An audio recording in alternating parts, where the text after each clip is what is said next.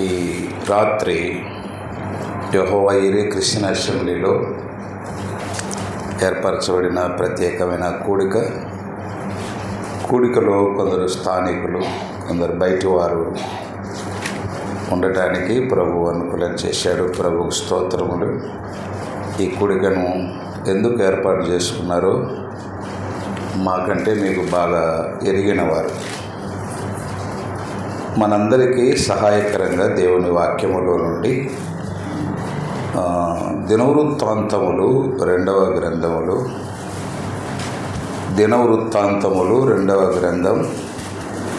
31వ అధ్యాయం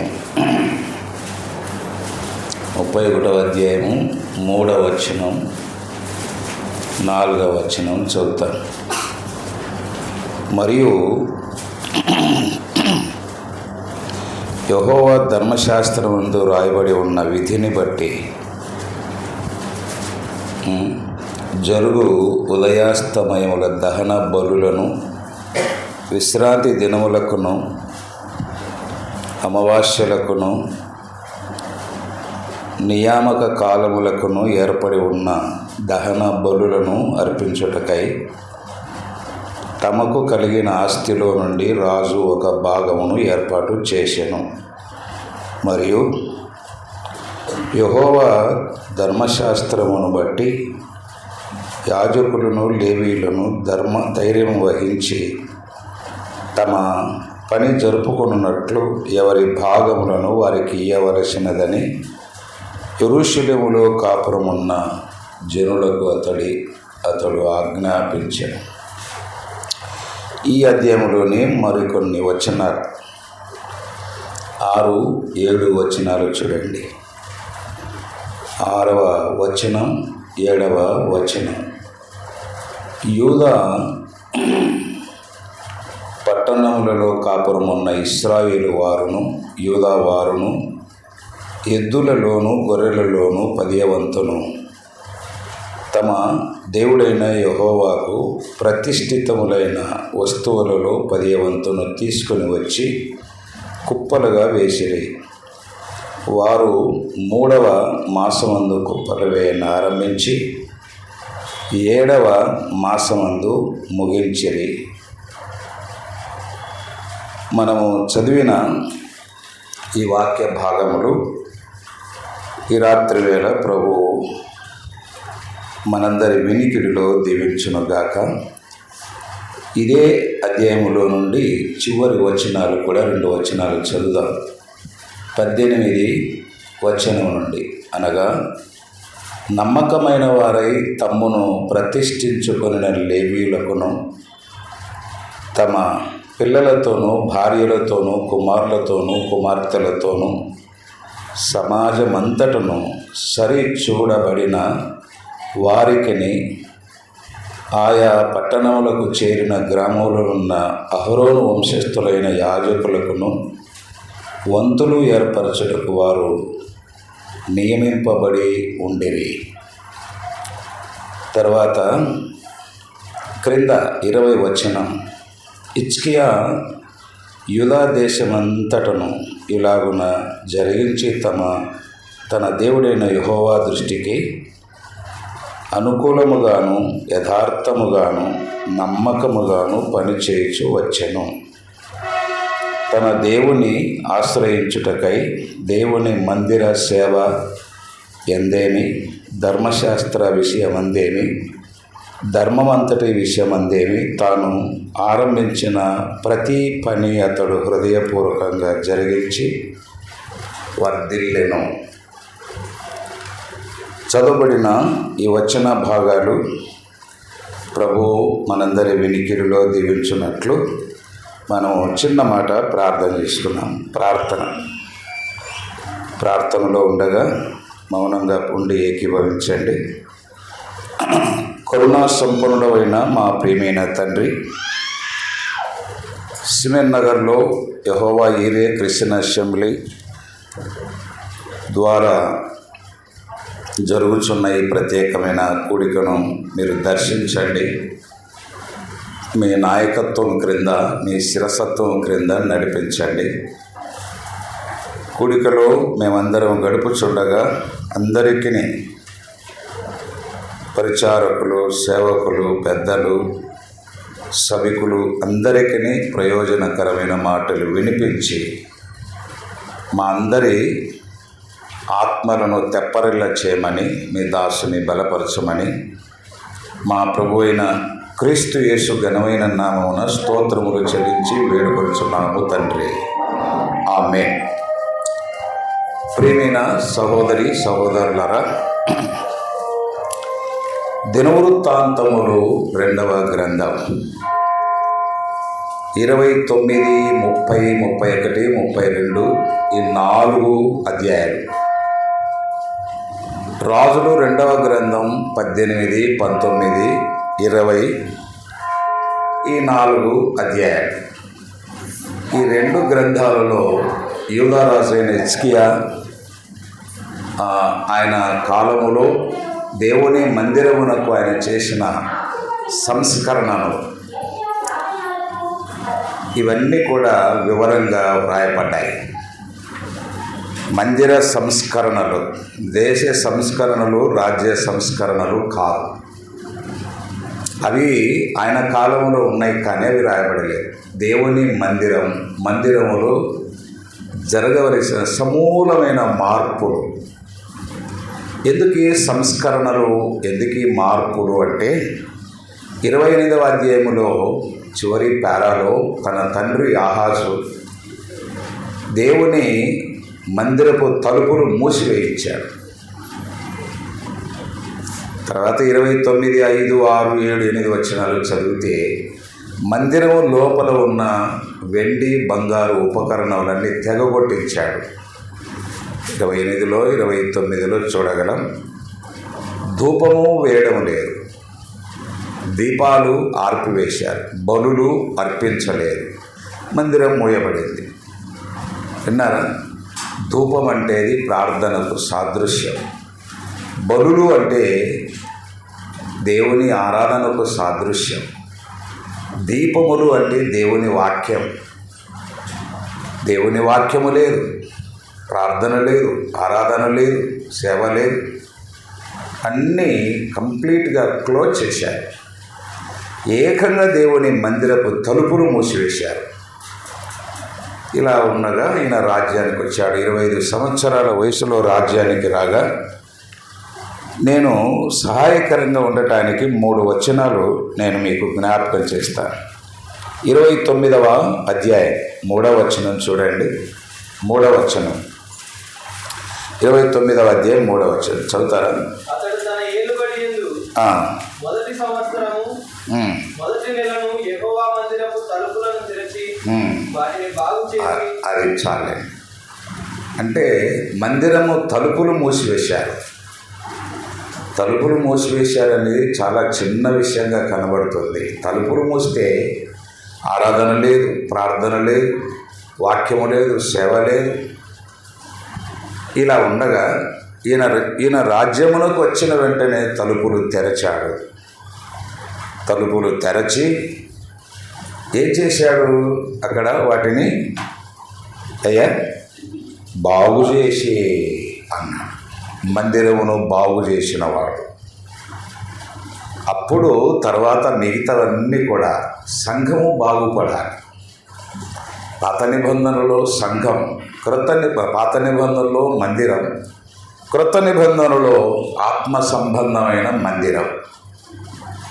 మీరు పేతురు రాసిన మొదటి పత్రిక 2వ అధ్యాయంలో మీరు ఆత్మ సంబంధమైన మందిరముగా కట్టబడుచున్నారని రాశాడు. అదే తిమోతి పత్రికలో మందిరం అంటే దేవుని సంఘము అని రాశాడు. సంఘమును బాగు చేసేవారు కావాలి.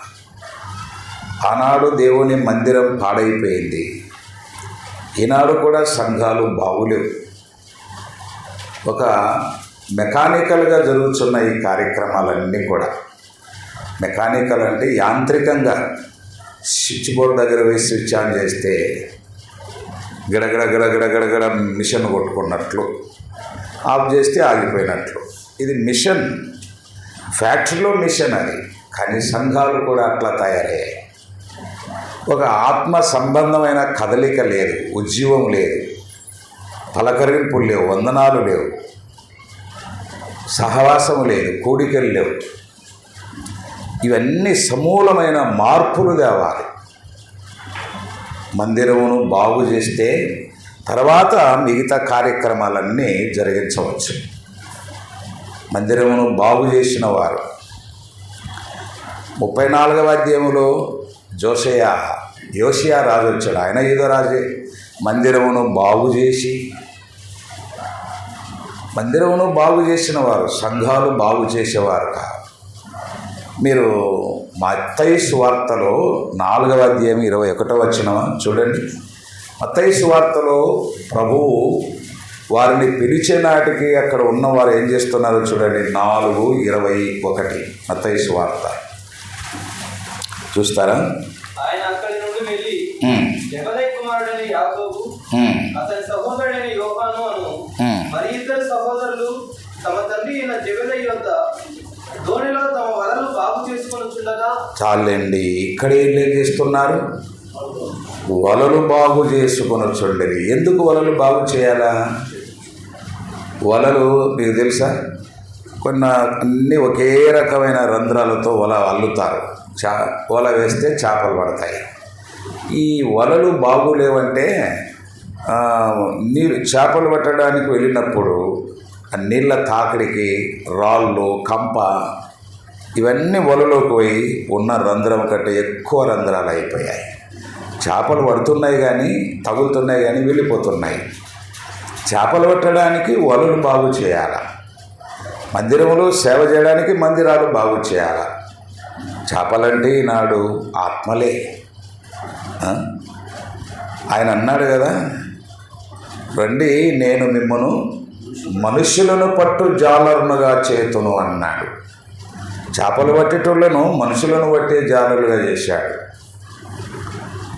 మనుషులను పట్టాలంటే వాక్యం అనే వల వేయాలి. వాక్యం అనే వల వేయాలంటే ముందు మనం బాగుండాలి. మన జీవితాలు, మన నోరు, మన అలవాట్లు, మన పద్ధతులు బాగులేకుండా స్వార్థ చెప్పలేం. చెప్పినా ప్రసంగాలు చేసినా నమ్మరు. ఇవన్నీ దినాలలో చాలా తక్కువగా కనబడుతున్నాయి. కొన్ని దినాల క్రిందట సువార్త ప్రకటిస్తే తీర్మానం చేసేవారు. 2-3 లక్షలు ఖర్చు పెట్టుకున్న మీటింగులు పెట్టాము, ఒక్క రక్షణ పొందలే అంటున్నారు. మీటింగులు పెట్టుకున్న కూడికలైన ప్రధాన ఉద్దేశం ఆత్మల రక్షణ కొరకే కదా. ఆత్మలు రక్షించబడకపోతే ఇంకెక్కడ ఏం చేయాలి? వారు తమ వలలు బాగు చేసుకొనుచుండిరి. జీవితాలను బాగు చేసుకుంటే సువార్త ప్రకటిస్తే అయ్యా చిన్న వర్తమానం అందించిన తీర్మానం చేస్తున్నారు. జీవితం బాగుండి సువార్త చెప్పడం. ఇక మీరు నెహెమ్యా గ్రంథం చూడండి, 3వ అధ్యాయంలో వారు ఒకరు ఆనుకొని ఒకరు బాగు చేసిరి. అక్కడేం బాగు చేశారు?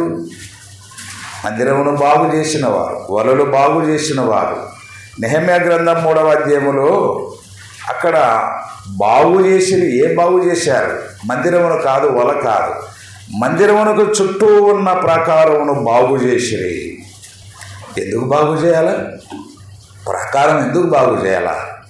సామెతల గ్రంథములు 25వ అధ్యాయములో ప్రాకారము లేని పురము పాడైపోతుంది. పురానికి ప్రాకారము లేకపోతే ఎంత గొప్ప పురమైనా ప్రాకారము లేకపోతే అది పాడైపోతుంది.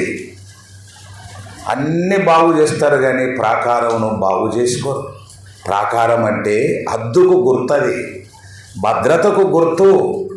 ఒక ఇంటికి ప్రాకారం, మందిరానికి ప్రాకారం, సంఘానికి కూడా ప్రాకారం కట్టాలి. మందిరం కట్టడం, మందిరానికి ప్రాకారం, ఇల్లు కట్టడం, ఇంటికి ప్రాకారం, సంఘం కట్టడం, సంఘానికి మాత్రం ప్రాకారాలు లేవు. సంఘానికి ఏ ప్రాకారం కావాలా? వాక్యం అనే ప్రాకారం కావాలి. వాక్యపు హద్దులు కావాలి. వాక్యము చేత సంఘాన్ని భద్రంగా ఉంచాలి. వాక్యం అనే హద్దులు వేయాలి సంఘానికి అంటే సంఘములో ఉన్న విశ్వాసులకు హద్దులు లేవు. భద్రత లేదు. హద్దులు లేకపోతే, భద్రత లేకపోతే ఏం జరుగుతుందో తెలుసా?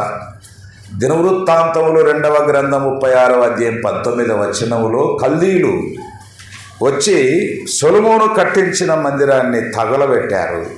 దాని ప్రాకారములు అగ్ని చేత కాల్చివేశారు.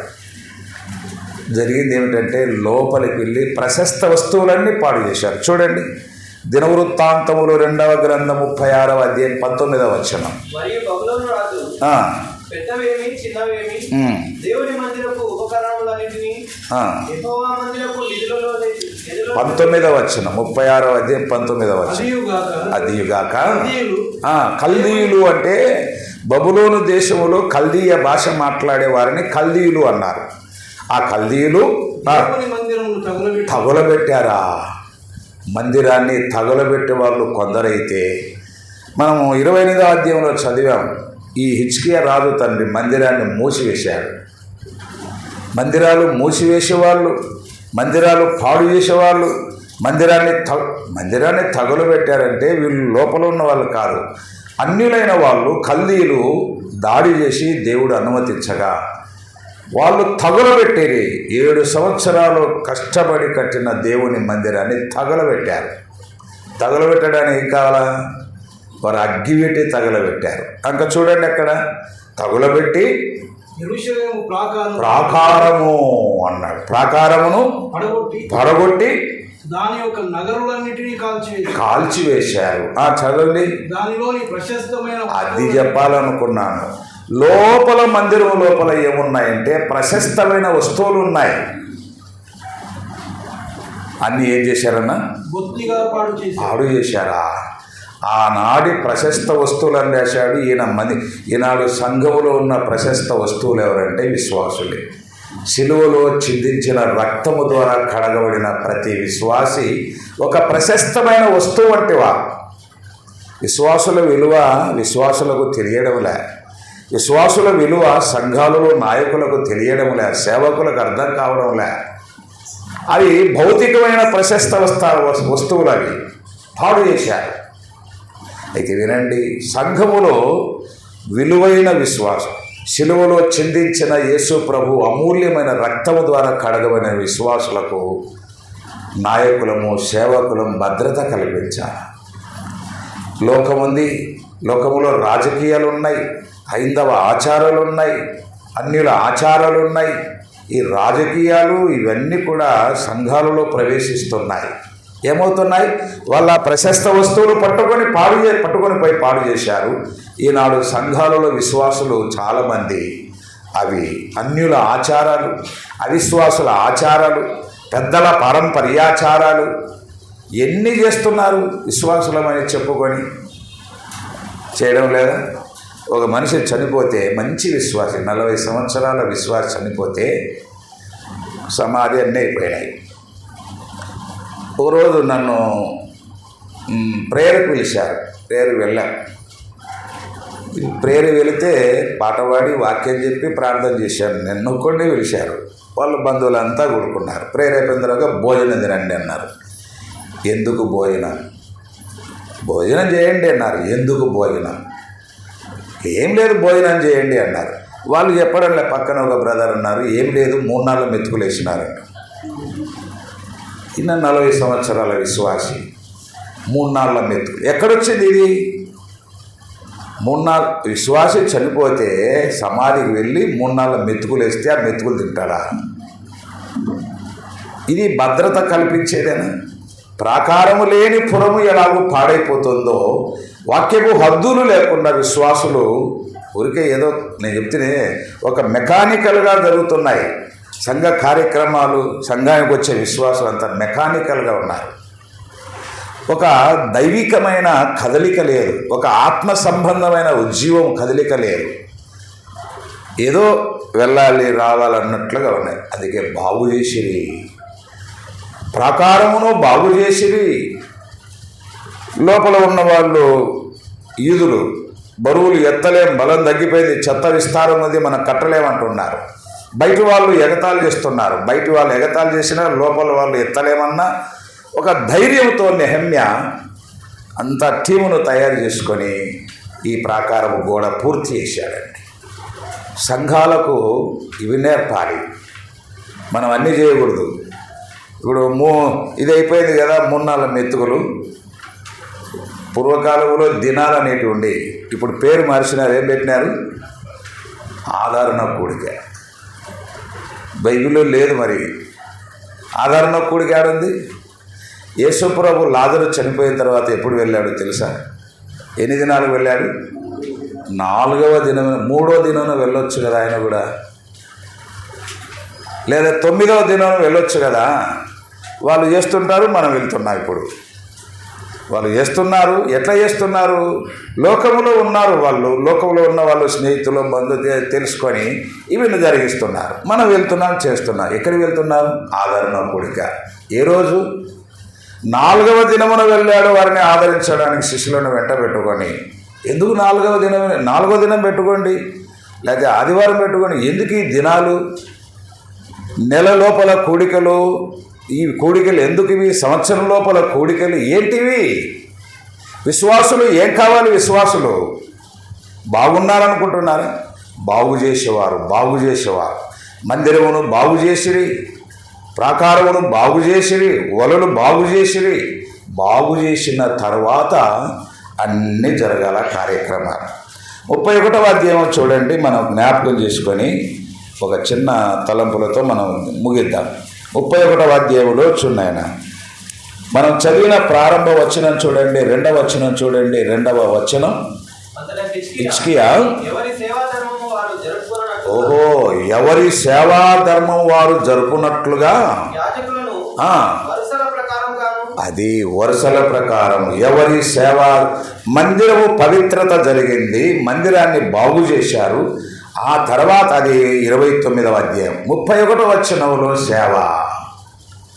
సేవ జరగడానికి ముందు మందిరాన్ని బాగు చేశారు.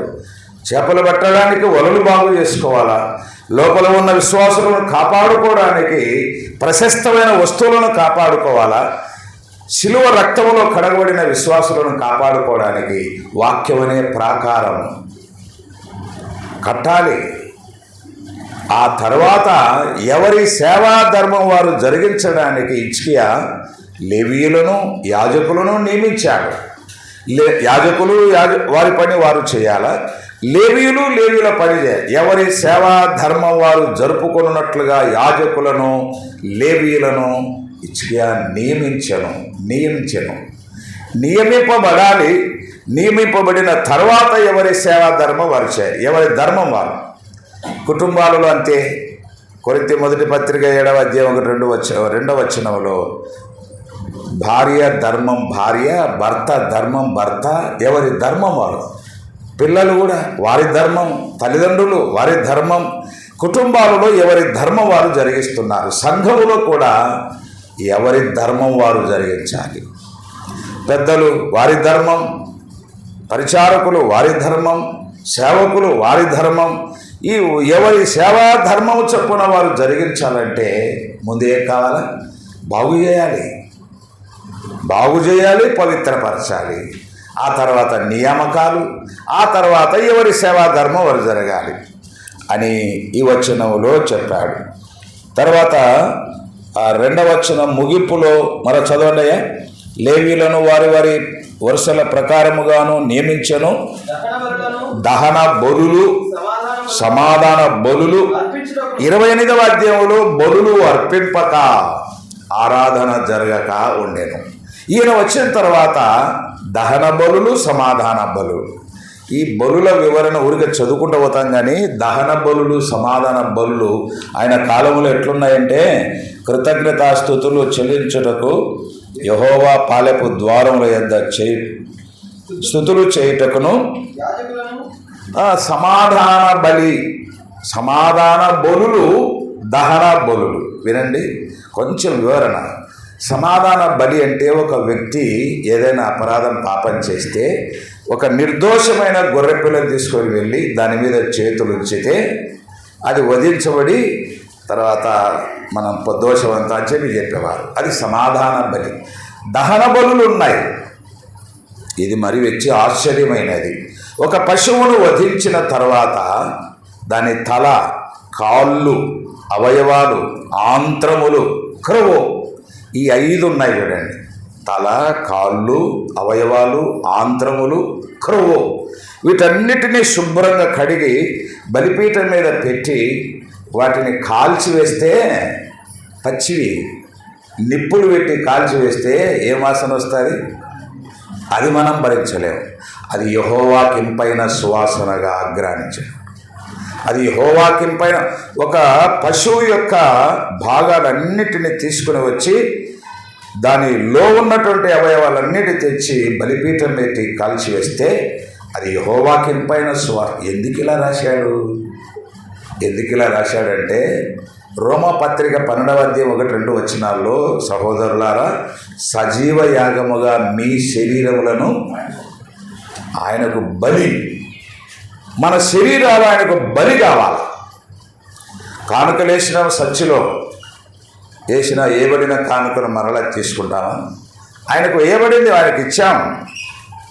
వేయబడిన కానుకలు మరలా ఎలా తీసుకున్నామో మన శరీరాలు ఆయనకు బలి కావాలి. బలి అయిన తర్వాత మరల రాదే.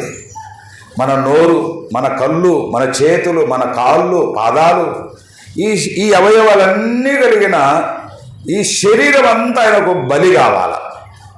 అప్పుడు అది యుక్తమైన సేవ అని రాశాడు. మీకు తెలుసా? చూడండి, రోమపత్రికలో 12వ అధ్యాయం 1-2 వచనాలు, 1-2 వచనాలే. రోమిలకు రాసిన పత్రిక 12వ అధ్యాయము 1. సహోదరులారా, పరిశుద్ధమును దేవునికి అనుకూలమునైన సజీవ యాగముగా మీ శరీరములను ఆయనకు సమర్పించుకొనుడని దేవుని వాత్సల్యమును బట్టి మిమ్మల్ని బతిమాలుకొనుచున్నాను అని చెప్పాడండి. సజీవ యాగముగా మీ శరీరములను, విశ్వాసులారా, అసలు అక్కడ రాస్తాడు, ఇది ఇట్టి సేవ, ఇదే అసలైన సేవ, ఇదే అసలైన సేవ. ఇట్టి సేవ మీకు యుక్తమైనది.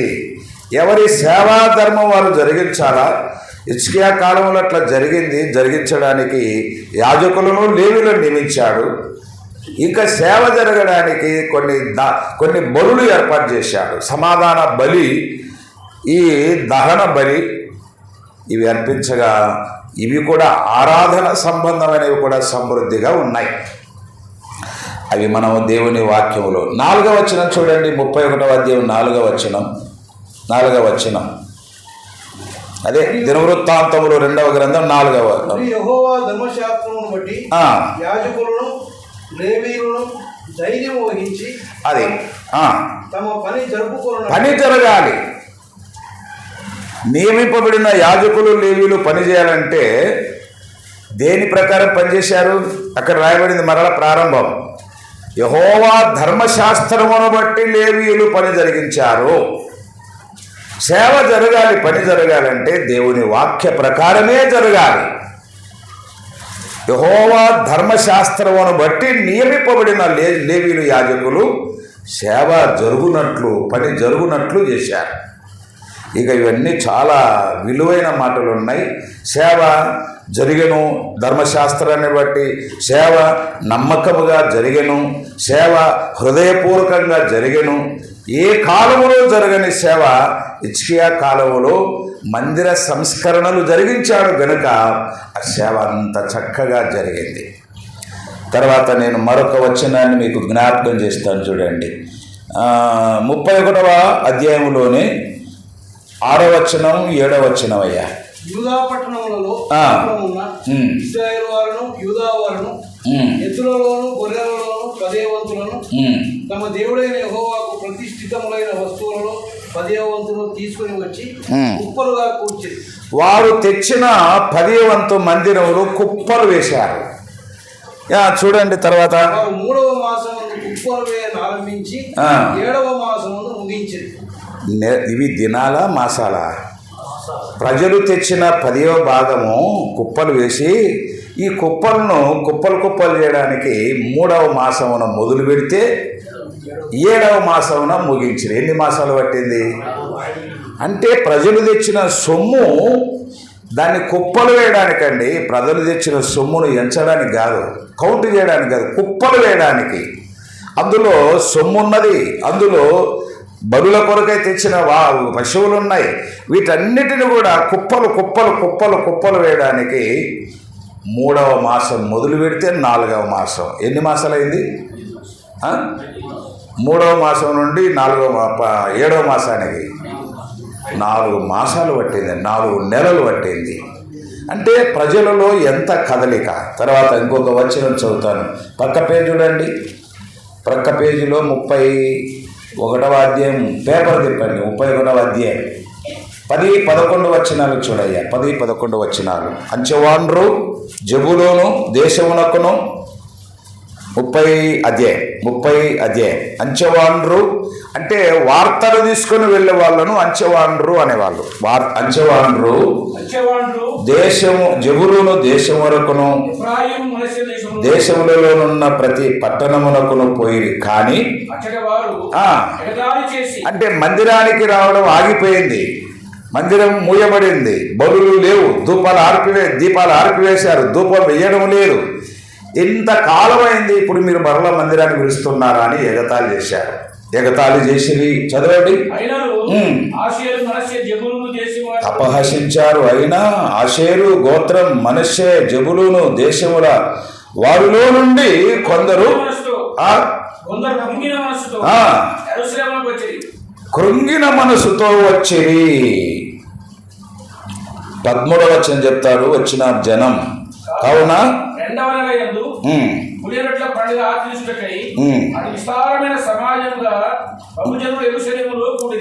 విస్తారమైన జనం వచ్చారండి మందిరానికి. పంపేవారిని అంచెవాండ్రను పంపారు. పంపగా కొందరు ఎగతాళి చేశారు, వాళ్ళు చెబుతుంటే హేళన చేశారు, అపహాస్యం చేశారు. అయితే ఆ వార్త పంపేసరికి వార్తలు వినగా దేశమంతా కూడా కృంగిన మనసుతో జనులు వచ్చారు. విస్తారముగా కూడుకున్నారు ప్రజలు, విస్తారమైన జనం. వారు తెచ్చిన సొమ్ము కుప్పలు కుప్పలు సొమ్ము, విస్తారమైన జనం. ఎందుకో తెలుసా? మొట్టమొదట మందిరమందు సంస్కరణలు చేయగా, మందిరమును బాగు చేయగా, మందిరమును పవిత్రపరచగా ఒక కదలిక కలిగింది. ఈనాడు కూడా సంఘాలలో ఆత్మ సంబంధమైన కదలిక కలగాలంటే ముందు సంఘాలను బాగు చేయాలి. బాగు చేయడం అంటే ఎవరి జీవితాన్ని వారు బాగు చేసుకోవాలి. వారు తమ వలలు బాగు చేసుకొని చుండిరి, మందిరమును బాగు చేసిరి, మందిర ప్రాకారమును బాగు చేసిన తర్వాత ఎవరి సేవా ధర్మం జరిగెను. ప్రజలు గుంపులుగా వచ్చిరి, వారు తెచ్చిన 10వ వంతు కుప్పలు వేసిరి. ఇక ఈ అధ్యాయాలు 31, 32 అధ్యాయాలు చదివితే నమ్మకంగా సేవ జరిగింది, హృదయపూర్వకంగా సేవ జరిగింది, క్రమముగా సేవ జరిగింది. సంఘాలు ఇట్లా సేవ చేయడానికి ముందు ఎవరికి వారు బాగుపడాలి, అది ఆలోచన చేయాలి. 21వ వచనములో అయ్యా, అదే 31వ అధ్యాయం 21వ వచనం కాదు 31, 20, 21 వచనాలు. ఇలాగున జరిగించి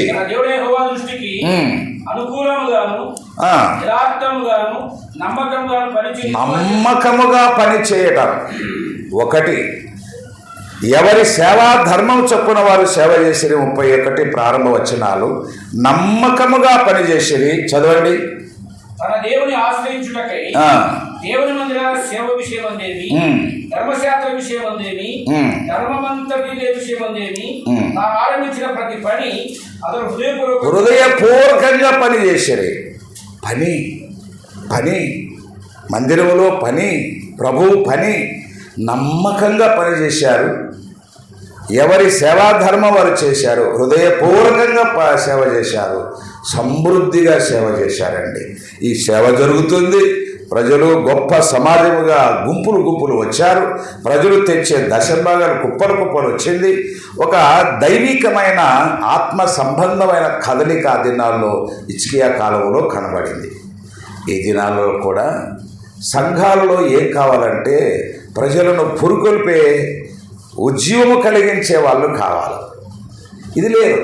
యాంత్రికంగా సంఘాలు కూడికలు జరుగుతున్నాయి, సేవ యాంత్రికంగా జరుగుతుంది, అన్నీ యాంత్రికంగానే.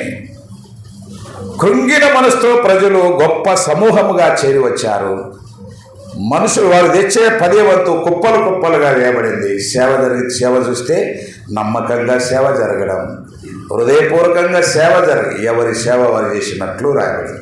ఈ దినాలలో బ్రదరు సురేంద్ర గారు వచ్చారనే కాదు, మన సంఘాల్లో కూడా మనకు కూడా సేవ చేసే సేవకులేమి, పెద్దలేమి, పరిచారకులేమి, విశ్వాసులేమి, ముందు సంఘాలు బాగు చేయాలా, ఆ తర్వాత పవిత్రపరచాలి, ఆ తర్వాత సేవ, అవన్నీ అలా జరిగించాలని ప్రభువు ప్రారంభించాడు. చక్కగా పని ముగించాడు.